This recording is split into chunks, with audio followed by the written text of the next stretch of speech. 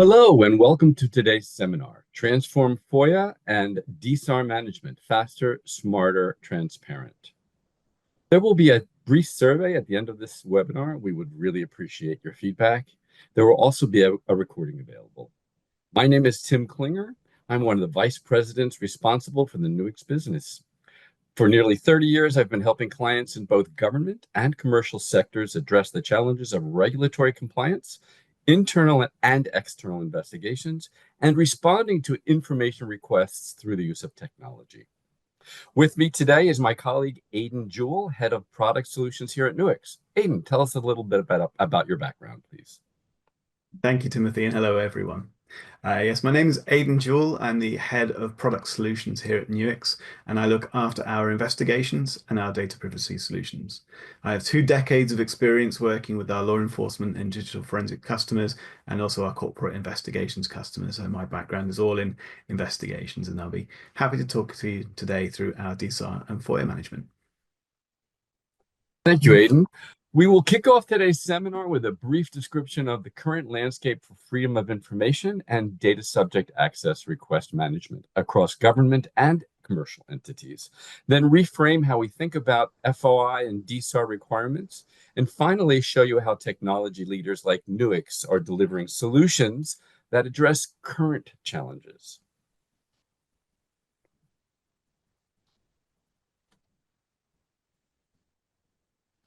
At the heart of FOI and DSAR landscape, 3 billion emails are being generated every second, among other sources of information. While exponential growth is something we are all too well aware of, it's worth putting this challenge into perspective to better grasp the magnitude of the data growth challenges facing not only FOI and DSAR management, but all data-centric matters. Globally, we expect to generate 180 zettabytes of recorded information in 2025 alone. That equals 180 billion terabytes of data, and more than all the global recorded information produced throughout history through the end of 2024. Let me repeat that. And more than all of the global recorded information produced throughout history through the end of 2024. What does that boil down to on the basis of individual data custodians?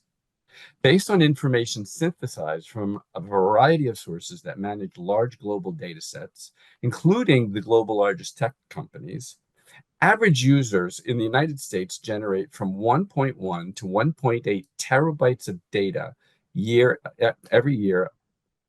This metric does not include enterprise backend systems such as data centers, SaaS applications, and non-user specific telemetry data. On top of the challenges created by this data growth, we're seeing an increase in the volume and complexity of FOI and DSAR requests under a variety of governing acts. The number of requests generated annually continues to trend upward. The more volatile the political and economic climate, the more requests come in. As you can see on this slide, in 2023, the US federal government received an all-time high of 1.2 million FOIA requests. But it's not just about the number of requests at issue. Increasing complexity and globalization make it harder than ever to respond to these requests within the timelines established under the various regulatory acts.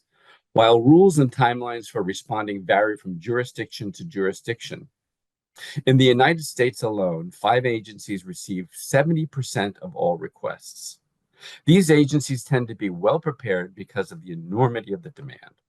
In contrast, the majority of other agencies are woefully unprepared to be compliant. According to a Reuters report published earlier this year, in fiscal year 23, only 16% of FOIA requests were fully granted, despite the number of requests reaching a record high.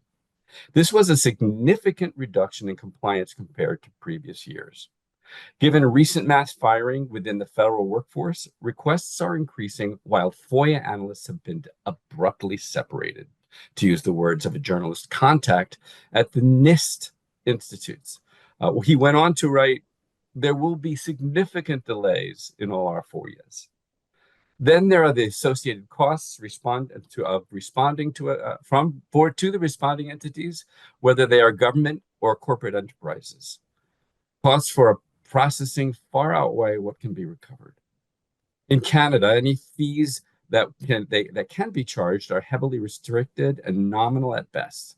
Typically, no fees can be charged for time spent reviewing records for exemptions from disclosure or consulting with other institutions.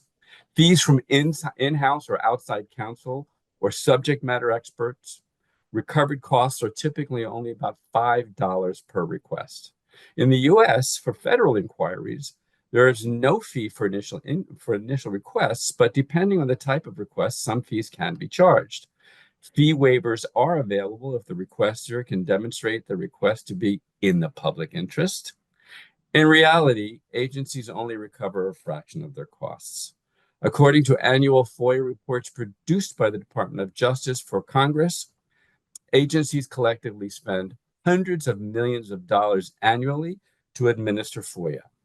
In contrast, the total fees collected across the entire federal government often amount to less than 1% of the cost of administering FOIA. In fiscal year 2022, the FOIA program costs for all federal agencies were approximately $550 million. Fees collected were approximately $1.5 million. That's less than 3.3% recovered. And in Europe, costly fines for noncompliance to GDPR rules can add up very quickly. Other common challenges relate specifically to responding to requests. It can be difficult and expensive to map enterprise data accurately enough to ensure full compliance. Legacy systems are typically siloed.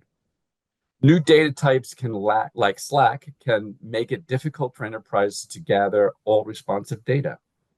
For most responding organizations, their process of gathering and responding to requests is manual and error-prone, increasing legal risk and economic sanctions. Not to mention breaches in confidentiality and reputational damage. Timelines for responding can be onerous, and resources for responding tend to be thin and technology constrained. Because of all of this, there is urgency around finding a better way to remain compliant. With that, I will pass the mic to my colleague Aidan to discuss how we are rethinking FOI and DSAR management. Thank you, Timothy.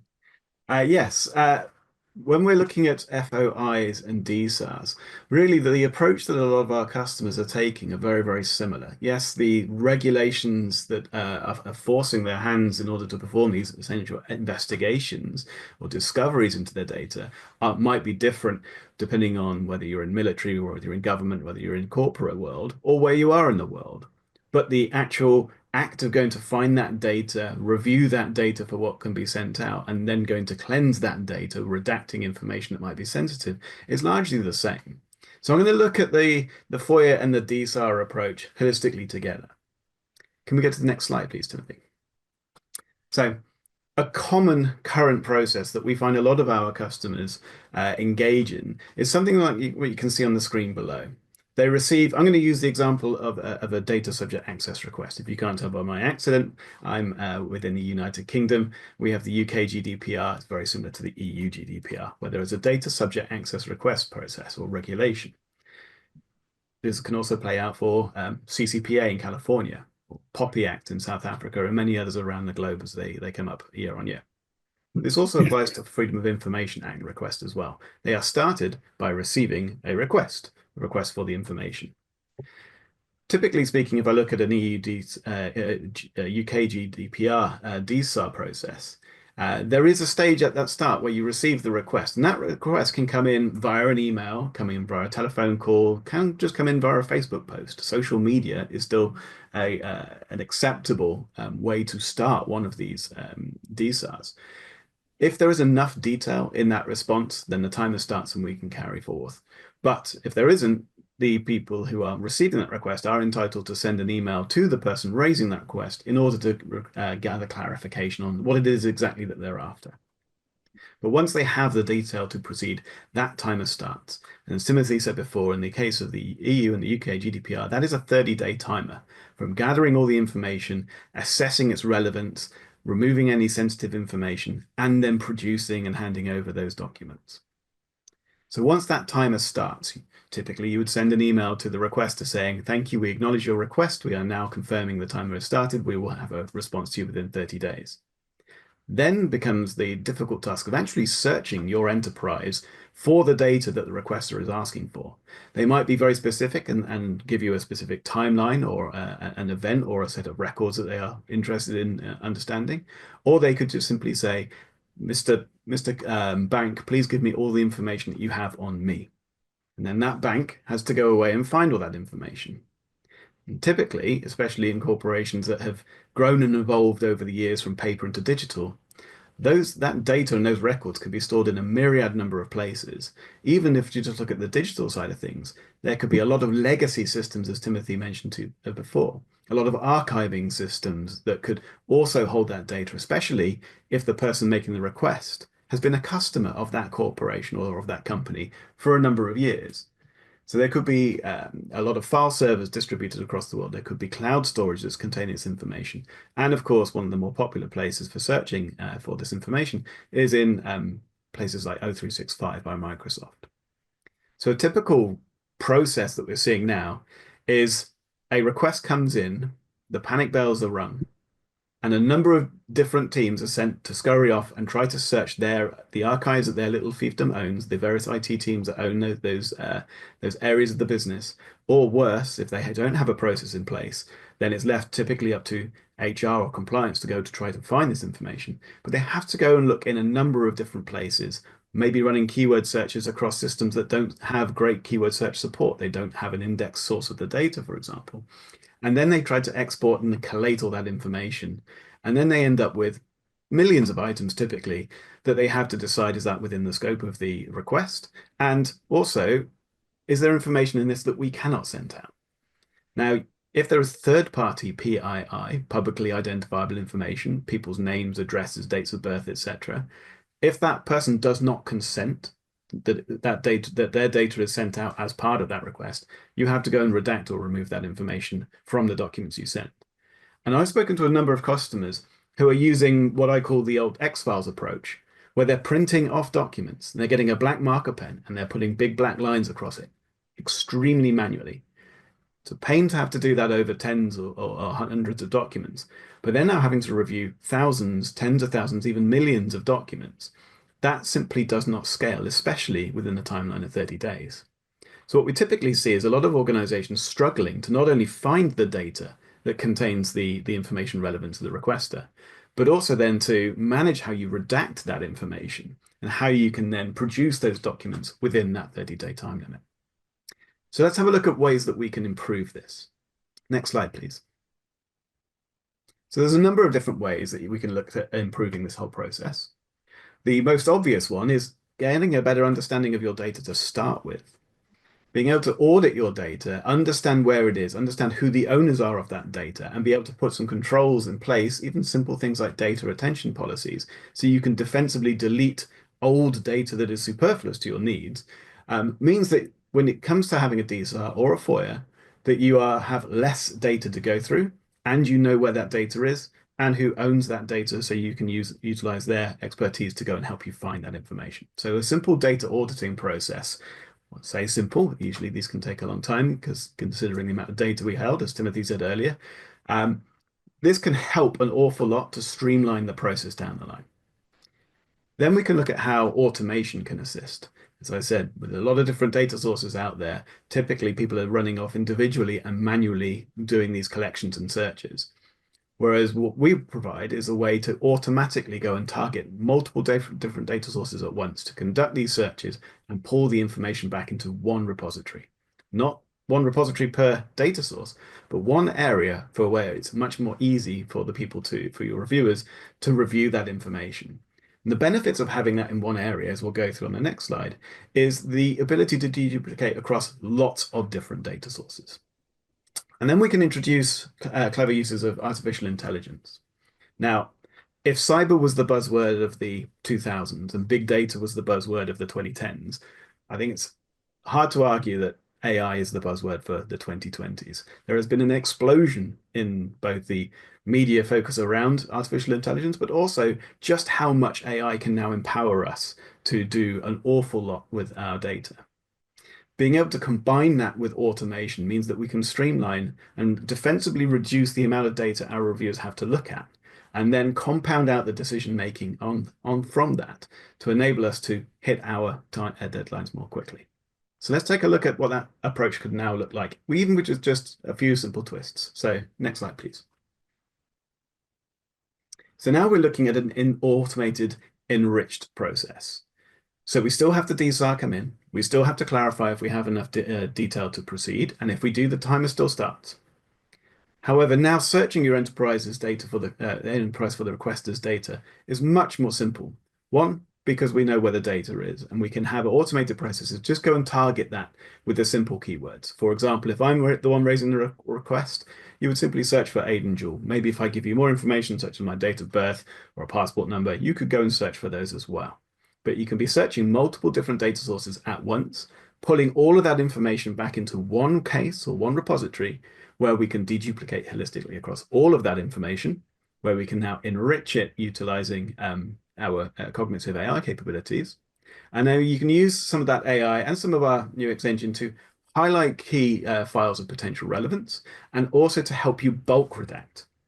So a simple piece of logic is if I'm the one requesting and I'm requesting Nuix for my data, now Nuix has hundreds of employees, and chances are emails with my name in contain multiple other people's names in as well.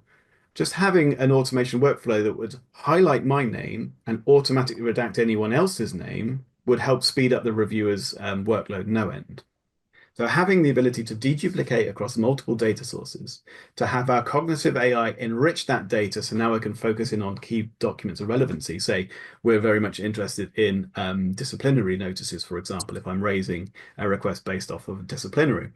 Then you can highlight the information that is most likely relevant and have your reviewers start their focus there, and then have the AI and engine and automation tools to automatically highlight and bulk redact. This then means that we are now streamlining down for the reviewers that they're looking at potentially hundreds of documents or low thousands of documents as opposed to millions.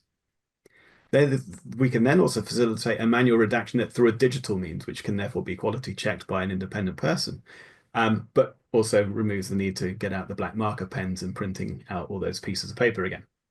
Having a manual redaction after the bulk redaction just enables you to fine tune and quality check what the computer has done and make any adjustments accordingly, and then immediately produce those redacted PDFs ready for submission. Next slide, please. So how Nuix specifically can help is in two major ways. One, our Nuix data privacy solution, our Neo platform with Nuix data privacy, is tuned exactly to these needs. It's tuned to be able to do your data auditing, risk assessment of your information, so you can get a better understanding and a better control of your data, but also to enable you to do your DSARs and FOIAs much more easily, to have workflows in place that will do full end-to-end gathering from your data sources. You just have to configure in where those sources are, but also to help things like the easy automatic generation of redacted PDFs. So you don't have to have a manual process to go and export those PDFs. You can just have Nuix do that for you. And then also the Nuix Advantage side of things, which is our consultancy package that goes along with our Nuix Neo platform sales. Having our solutions consultants and CSMs and our SMEs in the business help to guide you through what is ideal best practice and help you tailor the Nuix workflows that come out of the box to your specific needs, your specific data sources, your data retention policies, if we look at it from a risk management point of view. Having that consultancy take what is already a very good out-of-the-box solution and just fine-tune it to your very specific requirements can help you get up to speed very quickly. Next slide, please. So we've had a talk around the modern FOIAs and DSARs in action. And actually what I want to do now is talk more around the AI and our principles around the AI side of things as well. So if we can move on to the next slide. I've mentioned AI a couple of times, and I've alluded that it's kind of the new big thing, or the old big thing, but with a greater spotlight on it now. And there's been an explosion in the capabilities of it. Lots of different terminology from cognitive AI, generative AI, etc. really helps to kind of uh, show that there is a lot of excitement, a lot of buzz in the world. But at our heart, we're still a forensic application, and our customers still want to handle their data in a defensible, robust, repeatable, and responsible way.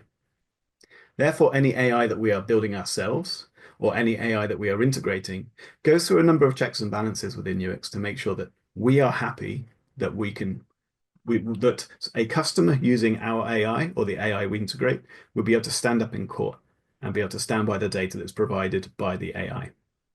So we have three pillars or three thoughts for this. There is the AI that we build at the moment. This is cognitive AI or enrich, the ability to enrich the information that's coming through and essentially break down your documents into three major categories. What does the document look like? Does it look like a news article? Does it look a contract or a mortgage agreement or an addendum to a mortgage agreement or a shopping list? Like, what does from looking at it from a human context point of view, what would that document look like? This can enable you to filter down and say, we're only interested in all signed NDAs, for example. Amazing. We can now reduce 1 million items down to a few hundred. The second pillar is around, well, what is it about? What are the themes of that document? If I look at all the news articles, it can then subcategorize those down into news articles about media, about war, about financial transactions, etc. So you can further delineate down when you're looking for key items of relevance. And then the third one, which is probably more relevant, especially in a risk point of view, is, well, what does it contain? By that, I mean, what kind of sensitive information or personally identifiable information is within each of my documents? If you're familiar with things like regular expressions, pattern recognition, essentially, it's been easy for years to teach a computer how to recognize a pattern. Credit card numbers are an easy one, typically 15 or 16 digits long, typically broken up into 4 lots of 4 if it's a 16-digit number, and most of the time they start with the number 3, 4, 5, or 6 and can have hyphens or spaces. You can build a very simple pattern recognition form out of that using regular expressions. But regex is prone to false positives. What we've built is a capability to take in these regular expressions, but as we're teaching the computers through Enrich how to understand the context of our documents, we're now saying, actually, I want you to suggest potential credit card strings as being more potentially relevant depending on the context of where they are within a document. For example, a 16-digit string is more likely to be a credit card number if the previous 5 words contain credit card number, a very basic example. But teaching it about how you can now weight information or the results based on the context of where they are in a document is key to enabling you to have a more of a qualitative approach to reviewing the information rather than an exhaustive approach. So our enrich capabilities, those three pillars, which then combine to give you risk ratings, which you as a customer can configure to your heart's content. You can determine what is most riskiest to your information and have those that documents come up first. That really forms the main kind of pillar, as we've got on the screen here, that left brain of our approach to AI. As we look more towards the right, we've introduced the deep learning framework, which is where we can take commercially available open source models of AI and put them through our checks and balances to integrate. So examples at the moment that we're introducing within UX Neo is around semantic search for image and for text. These are external models that we are integrating in that go through our checks and balances to account for things like bias and what training data they've been trained on, whether it's commercial, whether it's freely available or in some instances there is alleged that models out there have been trained on stolen information, for example. We want to make sure that the details that come through are repeatable and defensible as long as the models don't change. Then once they pass our checks and balances, we can integrate them in. So with semantic image and semantic text searching, for example, that can give you a whole host of benefits. If you're an international corporation or a company and you deal with data in multiple languages, having search terms run in multiple languages can be very cumbersome and time consuming. Whereas with semantic search, not only can I search for more of themes, so I hate my job and I am desperate for money would hit returns of I need to leave this place or I just need the cash right now, for example, because they're semantically or contextually similar. But also they would hit on those same results in German or in Chinese or in Welsh. There's a lot of different hits that can come through for typing an English keyword search hit and then seeing those results in another language. Yes, I might not be able to understand those languages, but I would be able to find that information and have that independently verified. So bringing in AI to help us help our customers find more relevant information more quickly. And then we look into the right brain side of things, the generative AI. This is our third pillar where we're bringing more of a bring your own AI approach, where we're not putting some of these models through the checks and balances because of how they are and how they are made. But a lot of our customers are requesting that some of these models are brought in. So we've built in the connectors that enable you to add in your own models. They then go through our checks and balances. So it is, buyer beware. But you can now integrate models that will do things like summarization, etc. So there's a lot of really cool things that we're adding in with the AI side of things, keeping it grounded and embedded in that responsible AI strategy. Next slide, please. How that looks is our customers and us as SMEs within the business are able to have more tools to play with as we go through our workflows and be able to utilize or choose not to different tools and tool sets throughout the stages of an investigation or through a data subject access request or a Freedom of Information Act response. Having those be triggered through automations as well can help speed up and take that time away to free up your reviewers to be actually reviewing data rather than simply pushing things along a conveyor belt. The AI can be used to highlight items of key potential relevance, to automatically redact files, depending on publicly identifiable information, or simply as I say, to shine a light on information you might not have seen before. And then we're not stopping with the ones I've mentioned as well. We have a lot more coming down the line for things like geolocation, transcription, translation, facial detection, handwriting recognition, and a lot more. So it's an exciting time here at Nuix where we're looking at all the really cool technology out there, putting it through its paces and putting it through our checks and balances to see how it will assist and enrich our customers' investigations. Next slide, please. So all of that helps to serve. We're still pulling in vast amounts of data, more so every year, as Timothy went through. If we click through, we're utilizing our enrich capabilities to very quickly classify and score and give risk ratings to a lot of the information that comes through. So we can now filter down from millions, if not tens or hundreds of millions, down into, let's look at the top sort of 250 results as determined by the customer's risk ratings and risk appetites. We're then further refining that information. We're diving deeper into traditionally untouchable files, things like audio and video, for example. And then we're allowing all of that to filter through in an easy environment for the reviewers to engage with that data, to make decisions on that data, and then to provide the output at the end as part of that regulatory request. I want to quickly point out where you can explore some fantastic related resources that dive deeper into real-world examples, especially if you're looking for inspiration on how organizations are handling large volumes of data at speed. One that's definitely worth checking out is the Booker case study. Booker, powered by Nuix Neo and integrated with Abby OCR Container, managed to 1.5 million documents, including handwritten and poorly scanned files, and narrowed them down to just 5,000 critical pages in minutes. It's a brilliant example of how technology is transforming the public sector efficiency and transparency. You'll find the full case study document and a short video walkthrough. Just head to the resources tab on this Zoom events platform. There's also going to be a link to the video available in the chat if you want to bookmark it for later. It's a quick but impactful watch, especially if you're thinking about how to modernize your own FOI or DSAR processes. We'll also include the links in our follow-up email, so you'll have everything handily available to you after today's session. Well, thank you for joining us here today. After the webinar, you will receive a link to the recording, and please do submit your survey. It really helps us to improve these webinars going forward and suggest materials that you might be interested in learning about. Thank you.